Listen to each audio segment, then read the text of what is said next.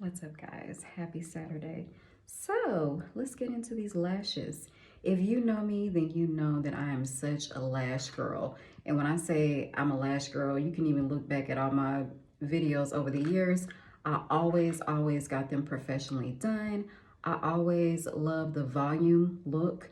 And I decided to do them myself today because your girl had to make some cuts and save some money, honey. But I bought these for $9.99. They're Velux extended salon lashes.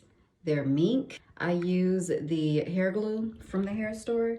It works really good because it's hair glue meant for hair, so it's not going to rip your natural lashes out. So I'm gonna give y'all an up close and personal look. And if you want a tutorial on how to do these, let your girl know and I will do a YouTube video. But look how perfect they are. Like, I can't make it up.